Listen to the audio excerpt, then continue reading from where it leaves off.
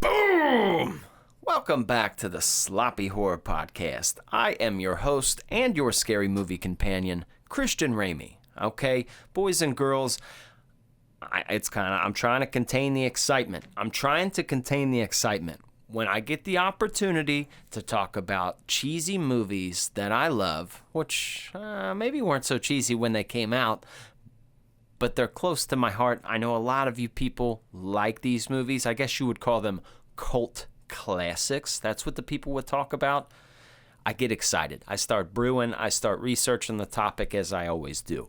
And on today's episode, or tonight, I don't know when you're listening. I'm not judging.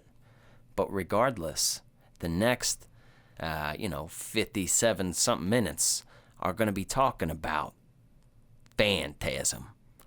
Phantasm. And I'm not talking about it by myself. That'd be weird, right? You know, I do sometimes. I cry in the mirror and I look at myself and I talk alone. And I don't like those times as much as the times where I talk about cult classics with the best producer in the whole entire world. Not the second, not the third. The best, the winner, the gold winner of producers. His name is Ozark Mark. He's here. You guys have him in your eardrums. Mark, how are you? Hello. Hola. Hello. Welcome back. I'm feeling pretty good. If you're watching, as you can see, I brought back the villain goatee. Yeah. Okay, nobody rocks a goatee anymore, but villains in movies and cartoons always have goatees, so I'm a villain. Especially in the 90s. I dug that. Yep. So I'm rocking that. And, we're here talking about Phantasm. Phantasm. Phantasm. What a fun motherfucking movie this is, I tell you what. It's hilarious. Mm-hmm. It's aged. It's funny. There's so many things to dive into with this one. I know that there's definitely a glaring thing that we haven't discussed pretense of this movie, but I know that your ear picked up on right away watching this whole movie, I'm sure, as a producer. Because we used to do music. Mm-hmm. We did music. I think Phantasm has one of the best scores in the whole entire horror movie industry. Oh, absolutely. That's the one thing that's my favorite thing about it. How can we not talk about it? I believe we talked about it when we did Phantasm 3, but we got to talk about it again because it's awesome. And it hits home for you and me because back in the days of our illegitimate youth, when we were little punks, when we had big dreams that were nowhere reachable, we used to do music, okay? And then I found beats because I didn't know how to find beats. I found this one guy. His name was Jay Nice. I believe that's how you say it. It's like J, then N-Y-C-E. I think it's Jay Nice. But this guy made beat instrumental records called The Vaults of Horror. And he just made a shit ton of horror beats. And that's like what half of our beats came from was that guy.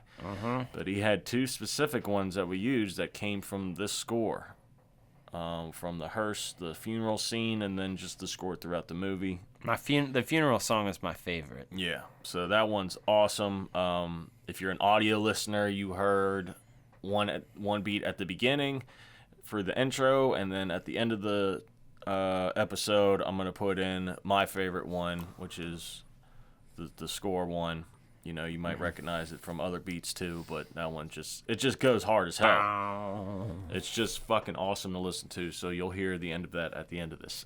If you're listening on or watching on video, I can't put it on here because we'll get flagged for it, and we ain't doing that shit. Yeah, so, that's correct. if you want to hear what we're talking about, go to the audio episode this time. But still watch this, okay? Don't fucking go over. You know, just go back later. But you stay here, because we're still talking. And it had like a dash of 70s on it still, too, because it was very 70s rockish. But the bass kicks in. Like, it's a whole display of music. I love that bass. The bow. Like, it just kicks in heavy. And it's a groove. Like, it doesn't, like, horror movie aside, if that came on and you were driving, you'd be like, oh, shit. I don't think this movie would be as awesome as it is without it. I agree. To be quite honest with you. 100% agree. There are times that it just carries the scenes in between. I definitely love the score. One of my favorite parts. It's made with like I forget the name of it. It's made with like a 70s synthesizer, but incredible. I read Don Coscarelli's book, True Indie, and that's the director of this movie. I'll probably reference that a few times in here, but I do remember him talking about he outsourced 2 guys to make the score, and I guess they spent one night doing whatever they were doing, just partying, staying up all night, getting the score together, and they called him like, you gotta come over. And he's like, all right. And he said, I remember the first time I heard it like it was yesterday. He said it was like I had goosebumps. And it's like, I fucking bet, bro. If you said, hey, can you make me something? Dude's like, check this out, motherfucker. Yeah. Once again, drugs make things better because they made this score in one fucking night. Oh yeah, they're on some shit, and it's got like a splash of Tubular Bells from The Exorcist, like a splash of it, but like with a little. I mean, it's really hard to describe, but it's incredible. You could never have seen this movie and put this on. It's just you might dig it. No, dude, I would listen to the score just driving around. Oh yeah, next time you get a lady in your room, that's the Quagmire music. Just put that shit on. It's got a little bit of slow 70s, soft porno jams going on. You just instantly, your goatee disappears into a big mustache. You're like, how'd this happen? You turn the song off, it comes back. You get powers. Yeah.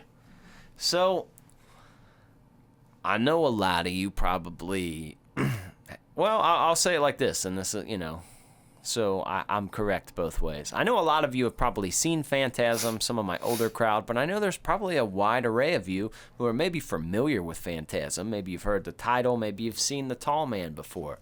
Maybe walking around conventions, you see the little silver balls like his weapon that he has. But it's kind of, as I alluded to at the beginning, a cult film. And there's a few reasons for that. A, it was cheaply made, like a lot of the horror movies were back then. It was unique. It was kind of I think by time 1984 hit and A Nightmare on Elm Street came out, people were kind of ready for a dream world and able to take that journey. And truthfully, I think Wes Craven made a little bit more cohesive of a story for people to follow. Phantasm can be a tad confusing, but it went into that dream world. You have to think about 79, man. People were really into the occult and shit, like witchcraft and fucking, like that was a hot topic. At the moment, hot topic. People were still doing acid and stuff. They were in the stars and space and shit. It was at a time where that was okay. Mm-hmm. And that's why you see a fortune teller in this movie. That's why you get those kind of things going on. People didn't like mess with that stuff. They didn't. You bring a Ouija board into somebody's house and get kicked out. They're like, we're not doing that in here. You still do to this day. Mm-hmm. So, before we give a synopsis of Phantasm, what I will say for all you boys and girls watching on YouTube, do us the favor and subscribe to YouTube. And if you're not even watching on YouTube, open up your YouTube, put in the Sloppy Horror Podcast, subscribe, hit the little bell, do all of that. You'll see every one of our videos that comes out, and it's completely for free to do, and it helps us big time because YouTube says, oh, look, more people have clicked the bell and hit subscribe. So now we're going to put this on more people's computers so that they can see it. It's a free way that you can help, just like opening up, your Spotify or Apple Music podcasts, if you will, and you just give us 5 stars. Put a little nice paragraph down there. See, Ozark Mark and Christian Ramey make my dreams come true. And then, I'll feel better about this whole ordeal, telling you about Phantasm. All right? Phantasm. Fantastic. Isn't that a fantastic movie? Go ahead, ask me any movie. I know about the tall man. That's a great movie. He had the metal ball. Phantasm. So. Well, let's see here. What do we got to do? Well, we haven't done a classic movie in a while. What do we do? Yeah, that's right, a synopsis. Give me one of those. I want to hear your synopsis. So Christian Ramey synopsis. We got 2 little orphan boys. Well, they're not little. One's like a 20-year-old, right? And the other one's maybe 13, 14. They're just starting to get, puberty hitting ages. That's where he's at. Clearly. Well, you got older brother, little brother, but no parents. And the big brother's looking after little brother. And, yeah, really, who's paying for that house? Yeah, no There's kidding. A lot of questions that's going on with this fucking family situation. But anyway, we don't need to get into that. My curiosities have been piqued. Sure. Well, anyways, one of the older brother's friends dies. All right, he dies. He gets murdered in a graveyard trying to bang this girl, and the girl kills him. I'll tell you more about that girl in just a minute. But this feller dies, and, they all go to the funeral. And the younger brother, after hours, he's just doing what little kids do. They're just riding his bike around, and he's just being a weirdo. But he watches the Undertaker pick up the whole casket and throw it into the back of the vehicle. Now, I don't know if you've ever seen a casket or ever tried to pick one up. Been a pallbearer. But they're not light. No. They are substantially heavy, and he picked it up as if it was, styrofoam, which it probably was for the movie's sake. I hope so. First off, The Undertaker, the tall man, played by Angus Scrimm, terrifying looking. Well, this guy, you notice he's got something going on. And Mike kind of starts spying on him, seeing what he's up to. And he tells his brother, like, look, I think weird shit's going on with this dude. His brother doesn't believe him. Well, other little creatures come to the party. Tall man's not alone. Turns out Tall man's like an entity. He's almost like a Freddy Krueger kind of dude who has access to a dream world, right? He's like a great value Freddy Krueger. Yeah, almost kind of like but I'm getting a little bit of dude from Poltergeist 2. That guy, how he could bring people into the other world. Yeah.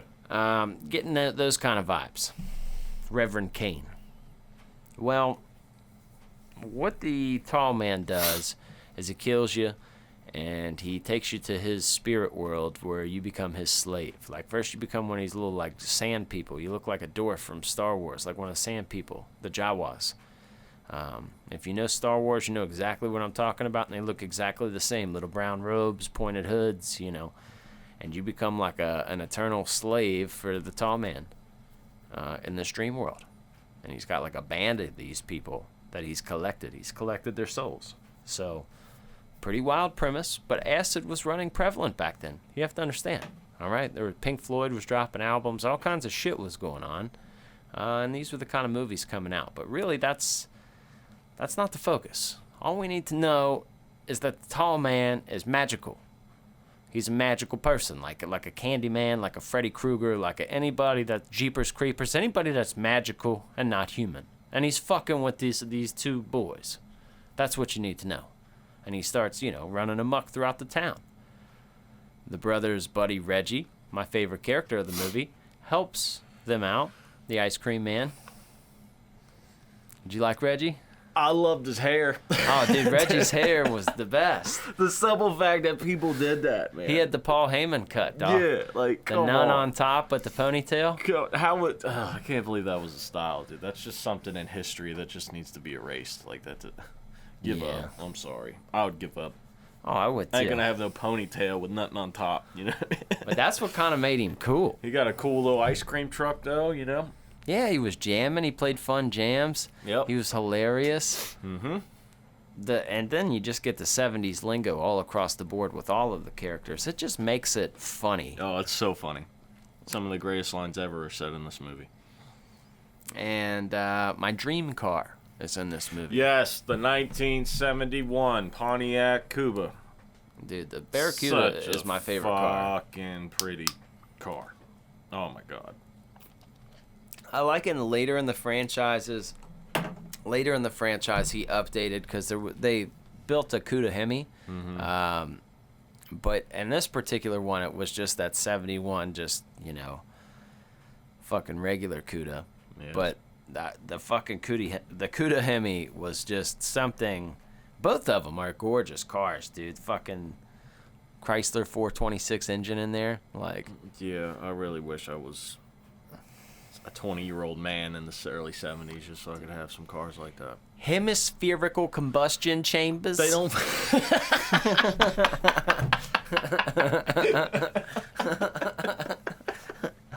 I hate you. But yeah, lots of great stuff here. What are I'm curious. I know that there has to be multiple of them, but what are some of your favorite parts? I have a feeling at least we have one similar. Maybe not. I don't know, but I want to find this out. So as the movie picks up and it gets trippier, I dig it for different reasons. Like, I think it starts to get trippier and cooler and, like, more of an acid trip. But, like, the first 40 minutes of this movie are just pure comedy to me. Like, they're so funny. There's a scene where they're in a graveyard. Because the tall man can present himself as this lady, like this hot lady in a lavender dress. Yeah. And he ends up getting with the older brother, and he's about to get him, but Mike saves him. The younger brother saves him because he's watching, but these dwarf creatures start fucking with him, so he starts screaming because they're in a graveyard fucking, and he's just being like a peeping Tom watching, about to beat his meat. And then all of a sudden, these little fucking dwarf creatures, which if you watch with captions, the noises they make, it says warbling. Really? Like, yeah, it sounds like fucking mad raccoons. Yeah, I don't watch with captions because I don't want to read when I watch a movie. But go ahead. Oh, well, so it depends on the movie. Like, if it's some like Lord of the Rings shit, like you're like, what the fuck he just say? Like, I just want to clarify that's what he said. Yeah. But he's fucking Mike starts running, and then dude pops up from making out with the hot chick. And she said, "What's going on?" He said, "That's my little brother. I think he's got a problem or something." It's even better is before that when you get like a little titty shot of her titties and it just cuts to him in the bushes and he just has the biggest cheese on his face. Like, he said, "Those little things are out there, man. They're little and brown and low to the ground." Imagine somebody told you to do that. You'd be like, "What now? What do you mean now? Little and brown and low to the ground. What is he? Hey, hold on. What are you talking about, man?" That sounds racist today. I know. Oh, man. All these fellas are little and brown and low to the ground. Dude, another great part is when he's in the garage and little brother's working on the car. And something's fucking with him, it's making noise or whatever. Car drops, he gets out, and then his older brother confronts him. He's like, "What are you talking about?" He's like, "You didn't hear those noises and all that?" And he's like, "You sure it's not that retarded kid Jimmy up the street?" And he got smashed under that car. What'd he say? So, And he got smashed under that car. It's just funny because people still talk like that in the 70s. Mm-hmm. Like, they still talk like that today. You just got to do it and behind closed doors. You can't do it on anything public. But. We would be okay because we don't like talk as stupid. Like, we're not gonna be like, "Yo, this is low key crazy, dog." Like, we're not gonna come up there talking like that. So we would have the retro. Like, what you fellas doing? Dude, we would probably have a great time. Could you imagine going back to that time with just like $100? Like, you would own the night. Dude, that's like $1,000.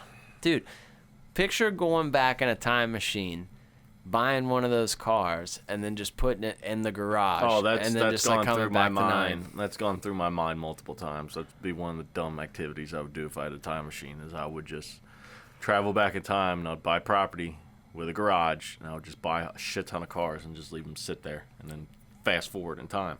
And just sell the ones you care the least about, and you could still live forever. I would just hire a mechanic, be like, "Look, these have been sitting for 30 years. They're in pristine condition. Mm-hmm. Get them running. You can have one of them." Mm-hmm. Well, there you go. That's what we do. That's totally what I would do. I'm thinking you need to find like an Alfred, and then like just get him to take care of the cars throughout this whole time. Oh, yeah. That'd Fun. be nice. Find that guy. Mm-hmm. That's Dude, a plan. that would be sick. That's a plan. Dude, that fucking mausoleum, all marble, is pretty sick, too. The whole mausoleum in there. The mausoleum is so cool. It's Oh, like I know. music video shit, dude. Like, I want to shoot a music video in there. Where is that? I just want to walk through it because it's so cool looking. All like marble and all that shit. One of the coolest things about that is they had a house that they had rented out for this movie where a lot of them just stayed in. Like, they literally lived in there, like Don did and some of the actors, to save money. So a lot of the house shots that you saw, like that were in a house, were all the same fucking house. But it was a big house. But they leased out like a warehouse for the mausoleum. And he was like, "Oh, I'm really happy," because you remember at this time the Steadicam really became a thing. Like, you think of The Shining in 1980, right around this time, directors were getting real finicky about having steady frame shots because Kubrick was just being crazy and making movies look unrealistic, and people wanted to have that. So he was really psyched that this warehouse had all flat floors, so he was able to get some of the shots that he wanted. All that marble, all it was a sticker, like on the wall. Yeah, like bath backsplash. 100%, dude. I figured it would be. But it looked gorgeous, dude. Like, it yeah. looked real. Like, it totally fooled the eye. And it's like something out of a dream. Like, when you're seeing that shit, you're like, what the hell? It's definitely its own world. And horror movies need that. Like, when I say 13 Ghosts, your mind goes to that house. If I say Elm Street House, if I say Camp Crystal Lake, these are places that exist in your mind because a horror movie made it kind of cool. And if somebody says the Phantasm Mausoleum, you're like, oh, shit, yeah, dude. Like, you know exactly. Like, that's where I want my body to be buried, like a place like that. That place looks awesome. Oh, yeah. Put me in there, dude. Just lay me in there. Yeah, You don't just even watch have out for floating balls. Yeah, I feel like I'd be Team Tall Man. I feel like I'd be like, look, don't mess with me. Just look, dude, I'll be on your team. Just don't turn me to a midget. Yeah, I don't want to be like one of these little Gargoyle things. Yeah, whatever he is. Make me what you are. Yeah. You know? I don't want to be a Jawa. No. I don't want to be So warbling. show me how you turn into a hot girl so I can look at myself in the mirror. Oh yeah, I'm playing with my tits all day. All day. That would be bad. Yep. Those were some big ass titties for the 70s, buddy. Oh, it was. It was. Mm-hmm. It was good. It was good in that aspect that he knew how to trick people. Even Dracula knew that. He's like, I need these pit of ladies if I'm gonna get everybody, because not everybody's gonna fall into my traps. No, but if you're telling me an attractive lady picks you up at the bar and wants to go fool around in a cemetery, you ain't gonna do it. Oh my God, that would trap 90% of the population. Yeah. Yeah. It's a good way to do it. Yeah. The graveyard was a cool place for the cool kids, smoked joints and hung out. And that's where we hung out, dude. Mm-hmm. And nobody messed with you. No, because nobody goes there. I know. Nobody wants to go there. Everybody thinks it's haunted and shit, which it's not. Because, I mean, like I said this before, like if you were a spirit, would you hang out at a graveyard? No. No. You would go so many different places. So many different places. Wouldn't be there. I can guarantee that. I can guarantee it. Now, we've mentioned the cars. We've mentioned the score. We've mentioned the tall man. The great dialogue. But what shouldn't be undermined, I'm not saying it's the goriest horror movie you've ever seen, but the kills in this flick are revolutionary. That first spear kill, where that, that henchman guy, if you will, they're in the mausoleum, and he grabs up young Mike. He's got him in like a headlock, and Mike can't fight, and then Mike bites into this guy's arm, and then you hear like this gratuitous crunch. It sounds like somebody bit into an apple. It was like,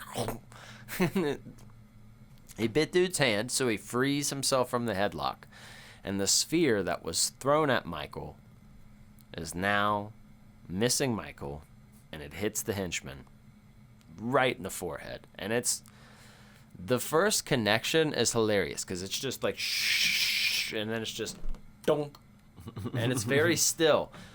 But then this thing starts drilling into his head and pumping his blood out of his brain. It's like it drills through his brain pan and just starts squirting all of his blood out of his body. It's one of the coolest things, and it doesn't make any sense. It's not like you don't know where it's going. It's a horrible way to go. Yeah. I'll tell you what, it's a horrible way to go. I thought like drowning and burning to death was horrible ways to go. Like I might pick that over this. This is just awful. It's just horrible. You've seen so many horror movies that like if a vampire grabs somebody and exposes their neck, you know what's coming next. If somebody's going to kill a vampire, you know what's coming. If you see certain things, you know what death is coming. That first silver ball, like if you've never seen Phantasm, you don't know what the hell's going on with that thing. You're like, is there a Pokemon coming out of this thing? And then it's just like, that's what that does? Dude, I hate No. I hate the spears. If I saw the spear, I'd be, oh, dude. That's one thing. That's one of the things I don't want to see is one of those. Yeah, I don't know how fast this is. Oh, I don't no. know what kind of range I guess this you just thing gotta, has. you just gotta walk in there with a tennis racket or a baseball bat or something. Like one of those big Nerf fucking plastic bats or something. Just fucking wail on those things. I know. I don't know. Do you use it with a net? I don't know how you catch them things. But. I quit. I mean, I'll mention, Elm Street again. Like, I love that Freddy had the glove. That's such a unique thing. I love when people have a unique weapon created from horror. Like, you don't always see it, but sometimes people will take something that's either make it a weapon or they'll make something like, say, like Ghost Ship, where they, like, take everybody out at the beginning with the wire. And it's just like, you take something that's not supposed to be a weapon and make it a weapon. I love that. That's such a cool thing to me, and I don't even know like where the fuck that comes from. Like Don Coscarelli said he had like a dream where something like this had happened, but it's like still, dude, like where's your brain at, dude? Like flying silver balls. That's the only way it could make sense, because sometimes dreams, just ridiculous shit happens for no reason. It's like when your brain's unattended and it's just taking everything that you've seen and just fucking throwing it into a pot, and fucking whatever comes out comes out. Now here's some producery shit though. In order to, because they tried a gajillion different ways to try to get that silver ball to look good on screen, like a bajillion, like tied it to strings, had eyelets on it, trying to like roll it on something, like it, nothing looked good. It all looked fucking horrible. The only way that they can get this thing to work was they turned the camera upside down, and then they threw it out of frame, and then they like flipped the film upside down and then reversed it and slowed it. They did it at like 60 frames per second. So pretty much they reversed it and flipped the film, ran it backwards, and it looked like it gave that effect. I mean, it was some intense shit that they had to do. Yeah, and it still doesn't look great. But they threw it. Right.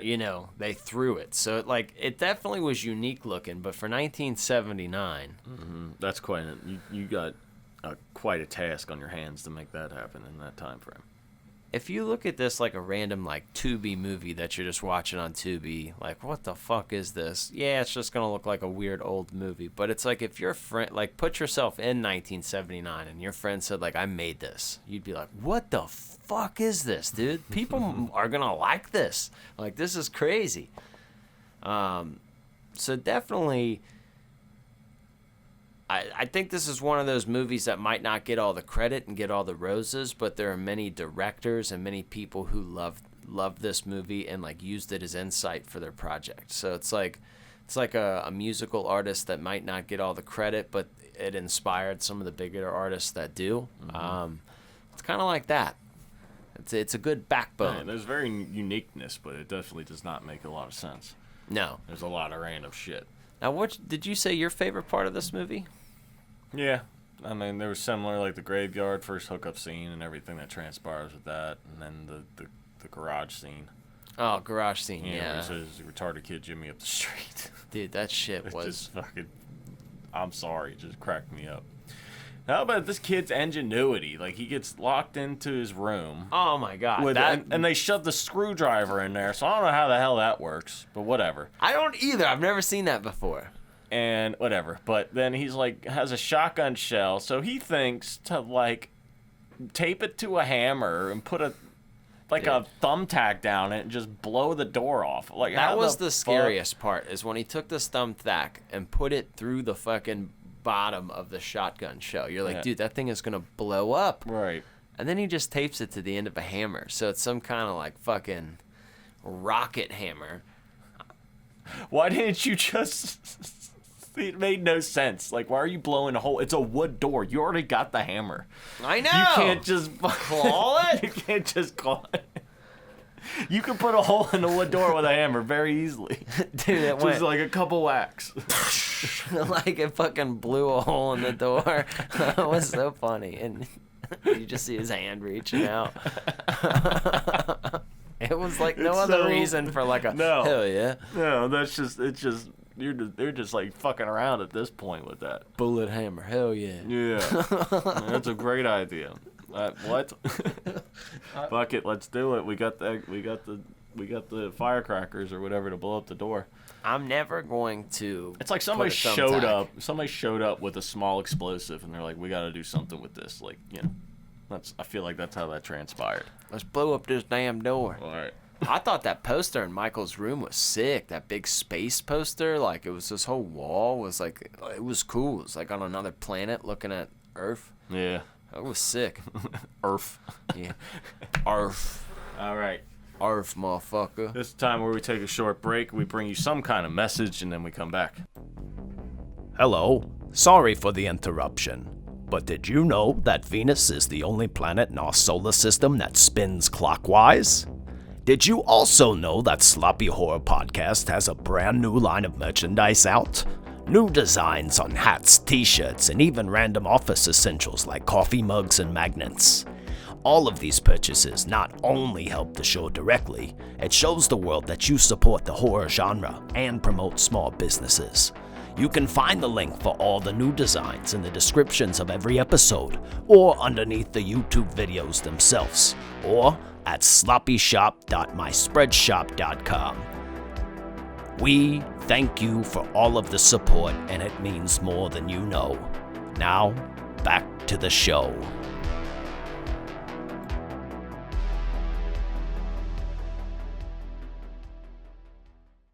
Wow, that was fantastic. I love that. No. Fantastic and Phantasm. Fantastico. Phantasm. There's a lot of ways to say the title of this movie. Yep. Yeah. Phantasm. I think that Phantasm movie was good. All right, so let's talk about the ending here. So this was all just a dream to the younger brother, correct? Yeah. Or what? Explain the ending to me, please. Because it's a little bit confusing because they don't really explain shit. I think it was meant to be, ambiguous there, open-ended, for sure. And my opinion is it was all real, and he just tricked him. You know, like that scene in a movie, like where they wake up and they're like, everything's okay. I feel like they tried to, like, saying that he was in a coma or whatever, saying that he was dreaming. That was him feeling like almost like it was okay. Like, even though it wasn't great circumstances, and then the tall man's just like, nah, I'm real. I'm here to fuck your world up. Because he comes back, and there's sequels, so, like, I know it's real. Man, how many sequels are there? It's like fucking 5, I think, at this point. 5 or 6 of them. Mm-hmm. Yeah, we did the third one, I believe. That Correct. one's funny. That one's just a fun one. Yeah, that one's pretty ridiculous. Yeah, apparently they get more. These last ones were a little bit more serious. Well, that's no fun. Mm-hmm. So that character that plays the tall man, Angus Scrimm, the actor, first off, he's the perfect role for it. He's almost got like that No Country for Old Men look, like where he's just like, this dude's like actually scary looking. But he played him throughout his whole life. I mean, him and Don were close, the director of this movie. Like, Don was at like his deathbed type shit when Angus passed. So like they were very close. They worked on multiple movies together. And apparently he just like loved the role. Like, he just filled it. He would go to theaters and shit dressed as him. And like at times, like at the end of the movie, he'd come out just like, boy, point, and everybody in the crowd would freak out. It's like, that's awesome, man. Yeah, that's cool. You don't see that anymore. No, I like that when somebody appreciates being the bad guy, being the heel, because apparently he wasn't scary. He was kind of like a Anthony Hopkins, Hannibal Lecter kind of dude. Like, not the killer kind of guy, but like very intelligent and would enjoy a Chianti with a fine, succulent meal. Just a very gentlemanly kind of guy. But he's just playing this like lanky fucking Undertaker, tossing bodies. Wow, dude, his walk is scary when he's walking through the town. Mm-hmm. It's like not a normal walk. I don't know how to describe it. It's just not normal looking walk. That's one of my favorite parts of the whole movie, too. It's like a South Park thing almost. Like when he walks past the ice cream truck and he sees the steam and he's like... I don't know what it is. Very odd. It's this like weird dance with his hands and his eyes closed, and it's like, I don't know why I like that, but I love it. And the score is just booming, like, bow. Like, Oh, yeah. That's when it puts into overdrive there. it does. So I'm assuming this was the first time you saw it. Yeah. I'm assuming. I'm hoping that you got some laughs from it and maybe seen some like kills that you weren't expecting. Because I didn't give you a lot of context. I mean, you saw the third one, but I think this one's you see where the buzz came from now. Mm-hmm. Yeah. Like, you see why people... I can definitely see somebody's weird uncle that was like, hey, man, he's a fucking tall man. He's something else, man. It's some fucking demon tall shit, man. The tall man. No, I guarantee you this popped into people's minds when they saw a cemetery with a big house on it. Oh, That's yeah. a tall man. Everybody has seen a guy in their life that looks like this guy, too, at one point or another. You just didn't realize it. Did not realize it yet. There's those naturally scary people, and like it's like you would never tell them that. Maybe I would lean into it if I looked that way, but there was, you remember that movie Ghosts? The guy that was like, "Get off my train." The guy was teaching him how to push the bottle cap and stuff. That guy's just scary looking. You know, I don't mean to say that, but he is. You know, I don't want to be mean to him, but some people got that like, "Hey, I may be a villain." Mm-hmm. You're just born that way, dog. Yep. Sorry. That's why I rock the goatee now, because I'm a villain. Yeah. Well, you could go either way, though. I'm if you just shave better it at off. it. I'm just better at it. You could shade it off and become the good guy, just like that. I like being a big guy. It's fun. You need to start just wearing, like, dark suits with dark glasses all the time and holding briefcases. People wouldn't know what to do. Smoking cigars You and just shit. make somebody uncomfortable. You make so many people uncomfortable.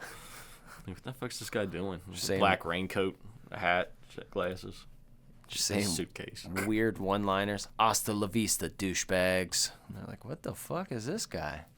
What is going on with this guy? Must be the goatee. He's a villain. Just walk in random places like a park in the middle of the day. You get a lot of eyes looking at you. I just heard this thing the other day. It was on this podcast thing. They said if you want to get your enemy really bad, he's like, man, you want to get your enemy really bad? One of your stray friends, just send like a really gay dude to his funeral and have him like just crying louder than anyone else, like over his casket.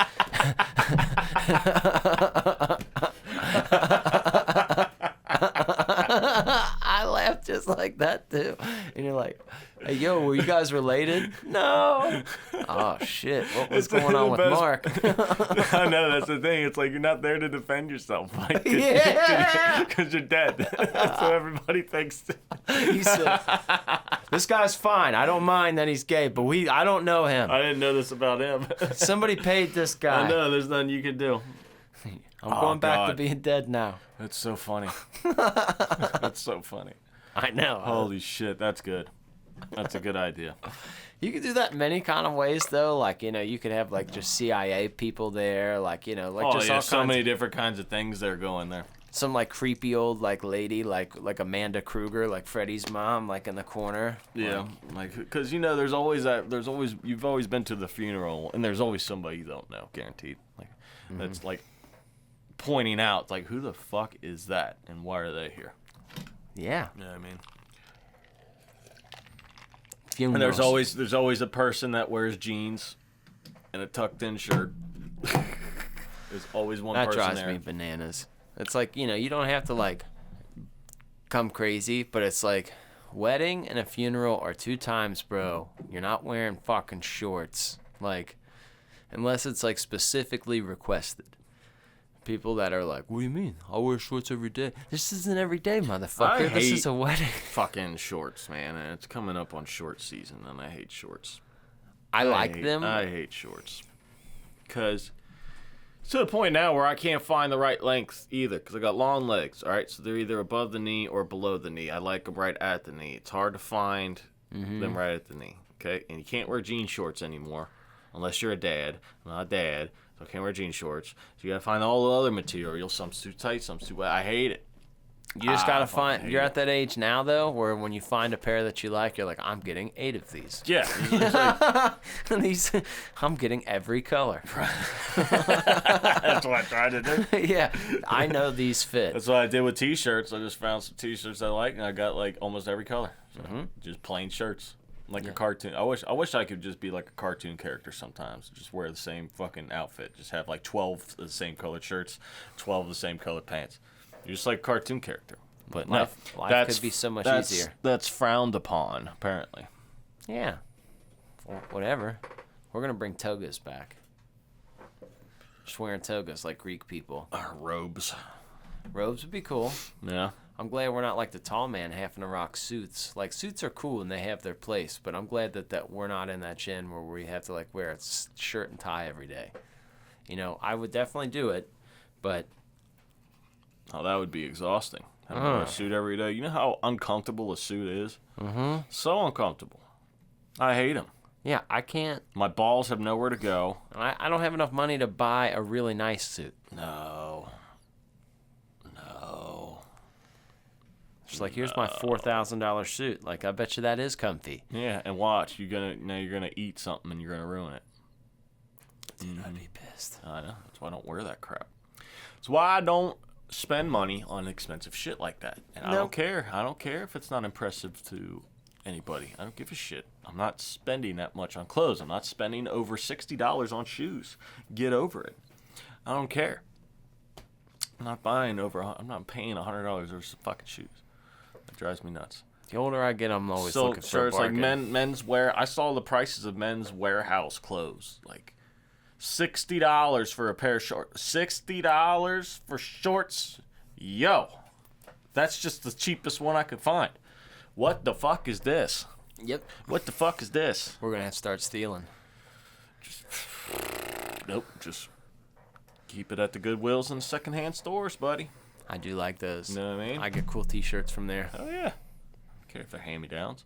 Well, they're like T-shirts nobody else has. I know, because they're like off-brand. They're off-brand because nobody wants them. But it's like, or it's like random, like the 1996 pumpkin carving contest. Like, nobody has that shirt. That's where I found a pair of pump shoes. It's awesome. Old Reebok pumps. Yes. Stores. Hell yeah. I wish I still had those. I go to a lot. I buy the VHSs and the books, too. Lots of Stephen King's. Yeah. Got like a second edition fucking Pet Cemetery for free because I was going to use my card to purchase it, but it was only 50 cents and it was too little of a purchase. And she gave me like the Beverly Hills Cop, like, you can just have that book. I was like, oh, yeah, Because thanks. that's 50 cents. Nobody gives a fuck. But if you look online, like, it was selling for like that particular copy, like for $15-$20, which who cares? Like, you know, it's like, but still in the same light, it was like, fuck yeah, dude. You just gave me a $15-$20 book for free. Yeah. Thanks, lady. That's pretty sweet of her. All right. You know what time it is, and what time it is. Game time. Yeah, time for the Sloppy Horror Podcast rating. Sloppy Horror rating, baby, yeah! All right. Okay. Let's do it. Let's go. Let's go. I hate. Why is that's one of the most annoying things in the world to me. Anywho, Let's go. This is the Sloppy Horror Podcast rating system developed by the one and only Christian Ramey, your very scary movie companion. This is a rating system that's based on a horror movie scale and not a movie in general, so keep that in mind. If this is your first time here, this is how we're going to do it. We're going to do it in a series of 4 categories. 3 of the categories are worth 3 points. The last category is worth 1 point for a total of 10 points altogether. correct. And we are going to kick off this little shindig here with the first category here on the Sloppy Horror Podcast rating, and that is casting. First off, when you said this is, it sounded like you were going to come in with this is the story of a girl who cried a river and drowned the whole world. This is. Oh, that too. Yeah. But that's I what got came to mind for me. she looks so good and fun. That's what I got. This is the story of a girl who cried a river and drowned the whole world. Drowned the whole world. Drowned the whole world. Fuck off. Phantasm. Casting for Phantasm. It's actually not bad. Don't do it. Don't. Not bad. Don't. Just don't. It's literally not even bad.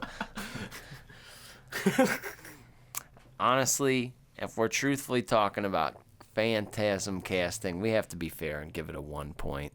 It's a 1-pointer. These are not big-time actors. They're big within Don Coscarelli's world. He uses these guys a lot. They're not bad, but it's limited. And that's what kind of makes it a cheesy cult cult classic horror film. So I'm giving it a 1 on casting. Anything else that doesn't feel right? Okay. So that's 1 out of 10 so far here. Let's get to the second category, and that is kills. Now, kills, we're starting to get up here a little bit. Now, not like all the way, but I feel like it's maybe a half a point above a 1, like a 1.5. Because the kill is, like I'd say, the kill is unique with the sphere. It's not something that you've ever seen. Very unique. There isn't a wide variety, but there's a lot of gore in this. Like when he cuts his fingers off and stuff. There's just a decent amount of death. There's enough death. There's some throat slitting, right? Mm-hmm. There's a little variety there, but nothing too crazy aside from the sphere. You'll never forget seeing that. If you see it once, that lives with you till death. That's with you. You'll remember that past fucking Alzheimer's. Like, you'll know. Yeah.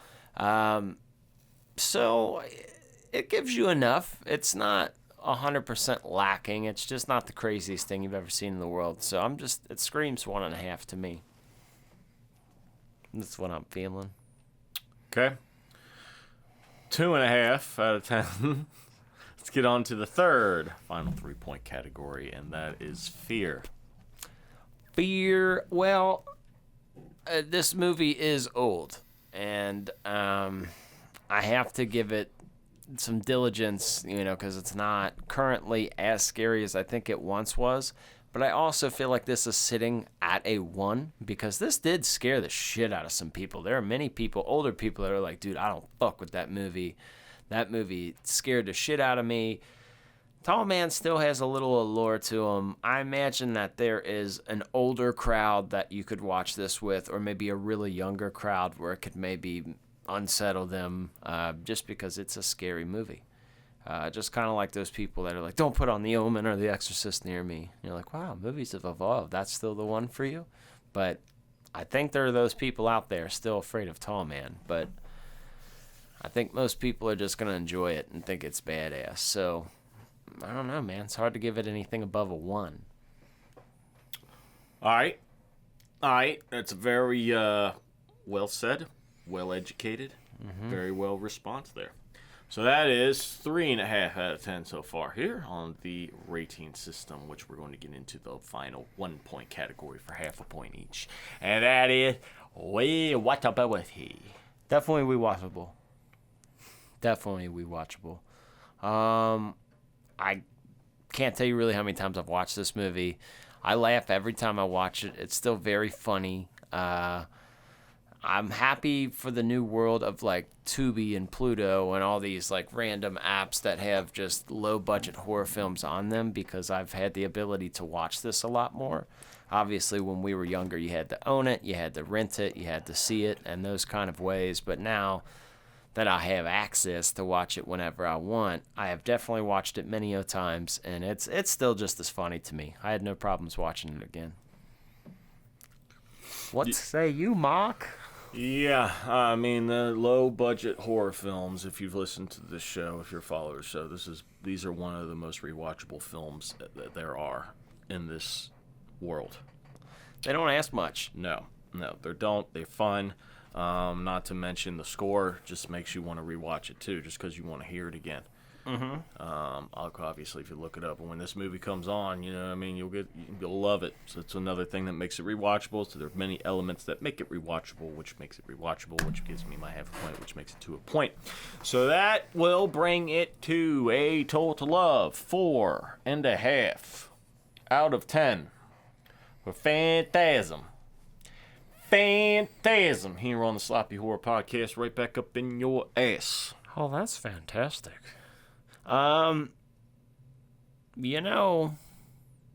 What also, like, let's just say I were to take you to see the new Scream movies coming out, right? Let's just say I sit Mark down at the theaters and 20 minutes before the movie comes on, or let's just say the movie's on for 15 minutes and I press pause and I say, okay, Mark, how is this movie going to end? What scenes am I probably going to see?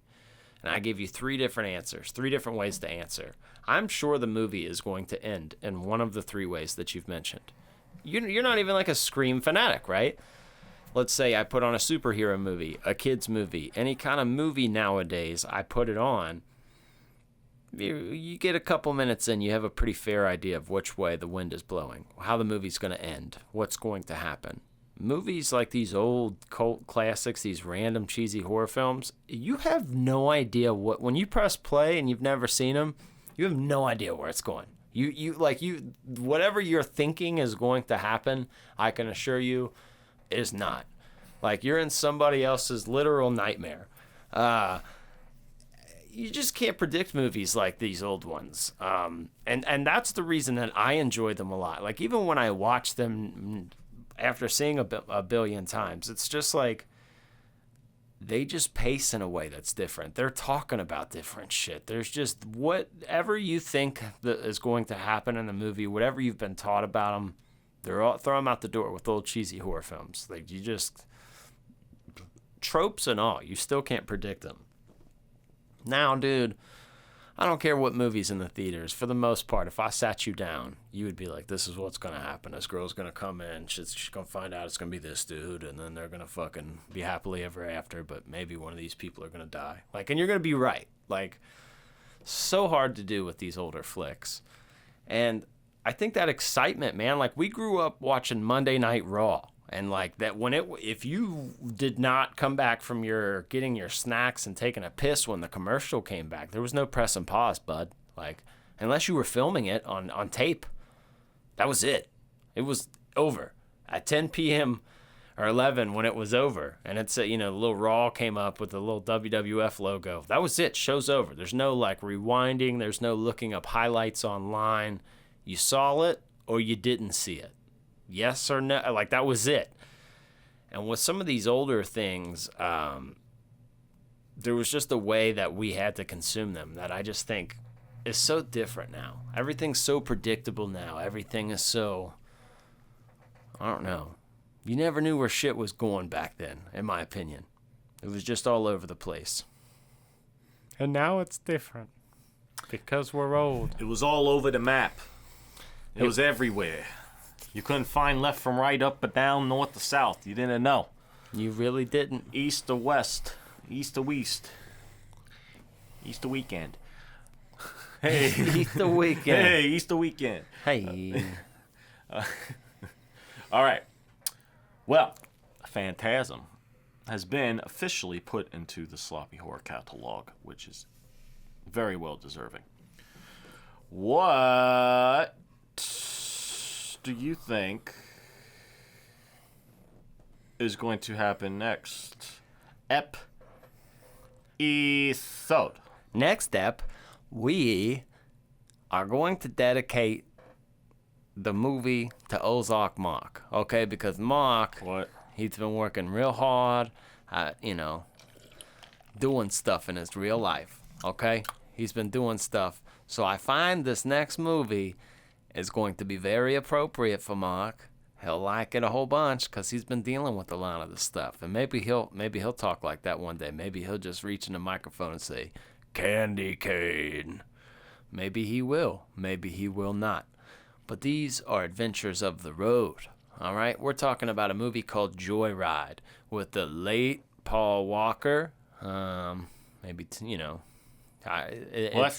Walker's in this? Yes, it's Paul Walker, Steve Zane. It's a movie called Joyride, where these people are running away from a trucker. It's a good one.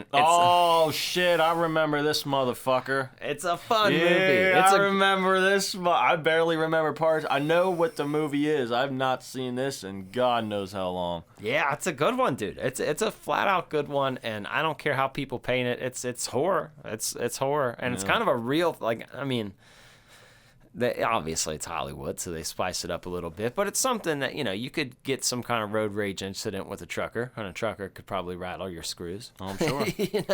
So it's kind of cool. Absolutely, especially somebody that's on the road every day. Yeah. Yeah, last person I want to fuck with. Yep. Especially someone in a big 55-foot, 40,000 plus vehicle. You don't fuck with those. I'm big, you're small. Move, or I will move you. Or you will be flattened. You know what I mean? Well, that's good. All right, so we got a joyride to look forward to. You know, stay on your P's and Q's. You know, wash behind your ears and under your anus. And we will be back next week, next time in the future On the road again. to keep you company. So, like I said, if you're an audio listener, enjoy this beat that we used to use, and it's addicting. If you're a fan of hip hop, you'll love it. If Let me not, tell you about Joe, the man who went and lost control. No, that was in the beginning. Oh. So Ugly is coming in now. Well. All right. See you later, bitches. See ya.